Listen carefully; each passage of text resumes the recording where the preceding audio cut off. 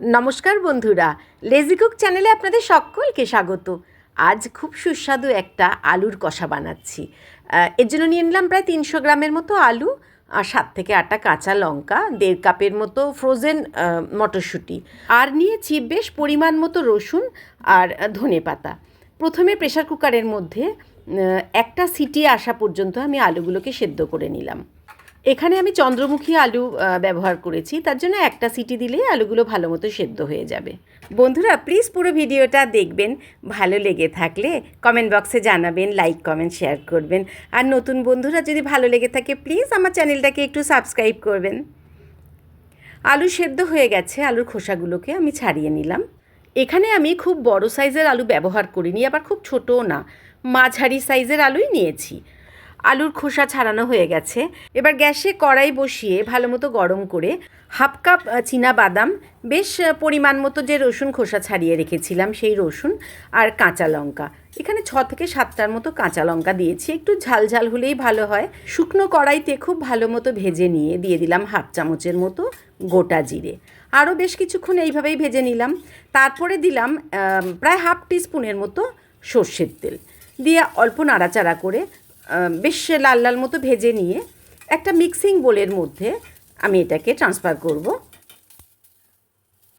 এবার বেশ কিছুটা ধনেপাতা আমি এর মধ্যে মিক্সিং বোলের মধ্যে দিয়ে ভালো মতো পেস্ট করে নিলাম। গ্যাসে কড়াই চাপিয়ে আবারও আমি 2 চামচের মতো সর্ষের তেল দিলাম। এবার সেদ্ধ করা আলুগুলোকে বেশ ভালো করে ভেজে নেব। আলুর খোসা ছাড়িয়ে আমি প্রত্যেকটা আলুকে মাঝখান থেকে কেটে দুভাগ করে নিয়েছিলাম, যাতে খুব ভালো মতো মশলা ভেতরে ঢুকে যায়।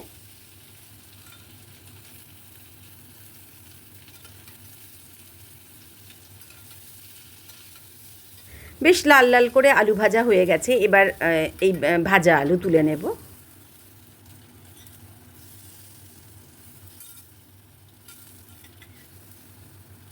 কড়াতে আবারও আমি 2 চামচের মতো সর্ষের তেল দিলাম। এখানে 2 টেবিল চামচ আমি সর্ষের তেল ইউজ করেছি আবারও।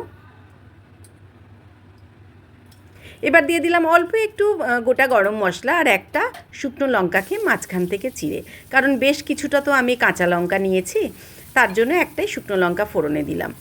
আর দিলাম একটা মাঝারি সাইজের পেঁয়াজকে একদম ঝিরিঝিরি করে কেটে রেখেছিলাম, সেটা পুরোটাই দিয়ে দিলাম। খুব ভালো করে ভেজে নেব। পেঁয়াজের গন্ধটা চলে গেলে আমি এই মশলার পেস্ট পুরোটা দিয়ে দিলাম। খুব ভালো করে কষিয়ে নেব। 2 থেকে 3 মিনিট এইভাবে কষিয়ে নেওয়ার পর আমি দিয়ে দিলাম ফ্রোজেন মটরশুঁটি। এই মটরশুঁটি আমি শীতকালে প্রিজার্ভ করে রেখেছিলাম ডিপ ফ্রিজে। আবারও কষিয়ে নেব। বেশ কিছুক্ষণ এইভাবে কষানোর পর দিয়ে দিলাম 1/2 চামচের মতো হলুদ গুঁড়ো আর 1/2 চামচ কাশ্মীরি রেড চিলি পাউডার।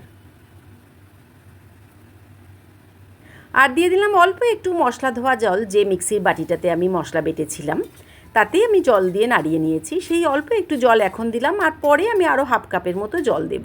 খুব ভালো করে এবার কষাতে হবে। এবার দিয়ে দিলাম স্বাদ মতো নুন আর স্বাদ মতো চিনি। এখানে আমি প্রায় 1/2 চামচের মতো চিনি যোগ করলাম। আপনারা চিনিটাকে স্কিপ করতেই পারেন। আবারও খুব ভালো করে কষাবো। মশলা থেকে তেল ছেড়ে এলে এবার দিয়ে দিলাম ভেজে রাখা সেদ্ধ করা আলু। খুব ভালো করে আমি এই আলুর মধ্যে মশলা যাতে ঢুকে যায় সেই জন্য ভালো করে কষাবো।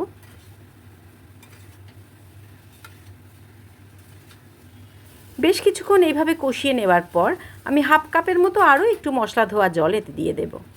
খেতে অপূর্ব লাগে বন্ধুরা, প্লিজ একবার বাড়িতে ট্রাই করবেন।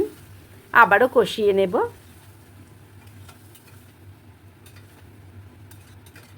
রান্না প্রায় হয়ে এসছে। এরপর দিয়ে দিলাম 1/2 চামচের মতো গরম মশলার গুঁড়ো।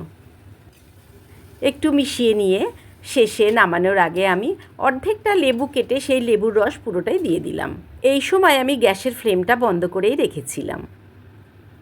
আবারও অল্প একটু নাড়াচাড়া করে আমি নামিয়ে নেব। অসাধারণ স্বাদ হয়। রুটি, পরোটা কিংবা পোলাও সব কিছুর সঙ্গে খুব ভালো যায়। ডিনার, ব্রেকফাস্ট কিংবা লাঞ্চ খুব ভালো মতো এটাকে এনজয় করা যায়। বন্ধুরা বলবেন আজকের এই রেসিপি কেমন লাগলো।